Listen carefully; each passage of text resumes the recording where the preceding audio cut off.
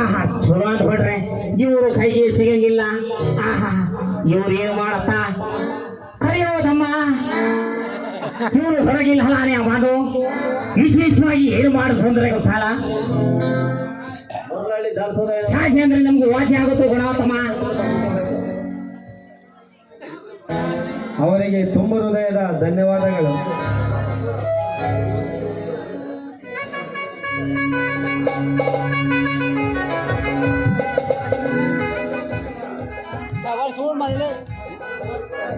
ಆಹಾ ತಾಯಿ ಎಲ್ಲ ಲೀಲೆ ಏನು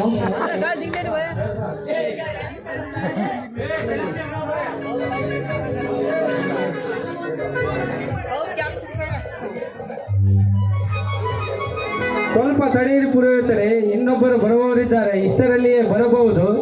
ಕೈ ಅವನ ಅವನ ನೀನು ಎಳ ಬಿದ್ದಂಗ ಎದಲು ಸಮಯನ ತಡಗಟ್ಟಿಯ. ಯಾರು ಬರುವವರು ಇದ್ದಾರೆ? ನಮ್ಮ ಸಹಕಾರರು ವಿರಾಟ್ ಬಂದೇ ಬಿಟ್ಟರು. ಹೊರಗಡೆಗೆ ಕೆಲಸವಿದೆ, ಬರುತ್ತೇನೆ. ಮದುವೆ ಮಾಡಿ ಓಂ ಶ್ರೀ ವಿರಾಟ್. ಮದುವೆ ಮಾಡು.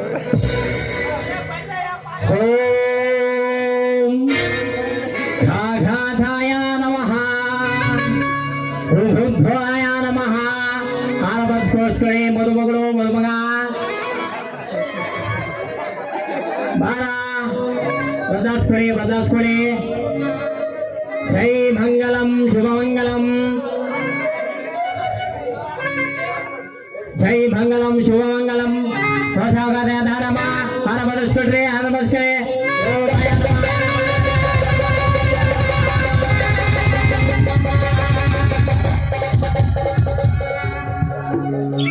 ನಾನಿಂದು ಬರಲೆ ಸ್ವಲ್ಪ ಇರಿ ಪುರೋಹಿತರೆ, ಊಟ ಮಾಡಿಕೊಂಡು ನಿನ್ನೆಲಿಂದ ಸುಮ್ಮನೆ 8 ಗಂಟೆಗೆ ಬಂದುದನ್ನ ಕಾಯಿಸಿ ಬಿಟ್ಟಿದ್ದೀರ.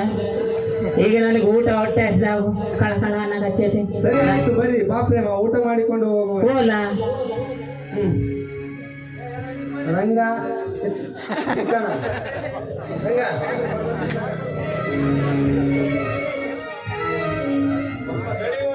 ಅವ್ರ ಕೈಯಾಗಿರುವಂತ Thank you.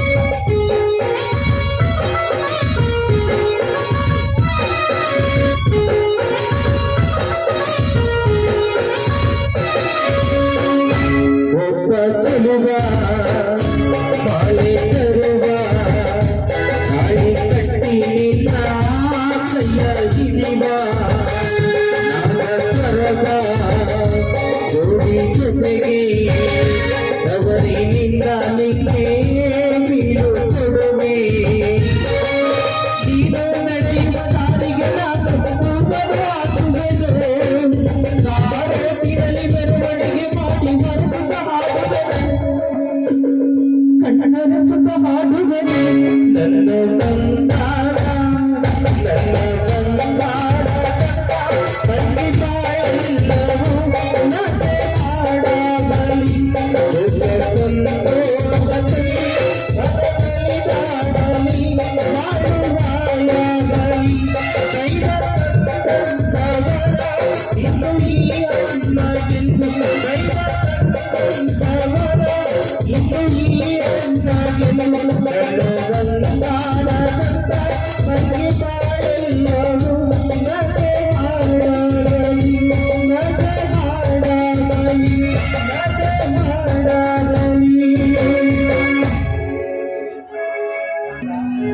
ಸಂದೀಪ್, ನನ್ನ ತಂಗಿ ಹೊಸ ಬಾಳಿನಲ್ಲಿ ಕಾಲಿಡುವ ಮುನ್ನ ತಾಯಿಲ್ಲದ ತಬ್ಬಲಿ ನನ್ನ ತಂಗಿಯನ್ನು ನಿನ್ನ ಮಡಿಲಿಗೆ ಆಗುತ್ತಿದ್ದೇನೆ. ಈ ನನ್ನ ತಂಗಿ ತಿಳಿದೋ ತಿಳಿಯದೆ ಏನೇ ತಪ್ಪು ಮಾಡಿದರು ಅದನ್ನು ಸಹಿಸಿಕೊಂಡು ಹೋಗುವ ವಾರ ನಿನ್ನದು ಕಣ ಗೆಳೆಯ, ನಿನ್ನದು. ಸಂಪತ್, ನೀನೇನು ಯೋಚಿಸಬೇಡ ಕಣು. ಐಶ್ವರ್ಯ ನನ್ನ ಬಾಳಿನ ಎರಡು ಕಣ್ಣುಗಳಿದ್ದಂತೆ. ಅವಳ ಮನಸ್ಸಿಗೆ ಸ್ವಲ್ಪವೂ ಸಹ ನೋವಾಗದಂತೆ ನೋಡಿಕೊಂಡು ಹೋಗುತ್ತೇನೆ. ಇನ್ನಾದರೂ ನೀ ಹಲುವುದನ್ನು ನಿಲ್ಲಿಸಿ ಸ್ವಲ್ಪ ನಗುಮುಖ ತೋರಿಸ್ತೀಯಾ? ಸರಿ, ಆಯ್ತು, ನಡೀರಿ, ಎಲ್ಲರ ಮನೆಗೆ ಹೋಗೋಣ.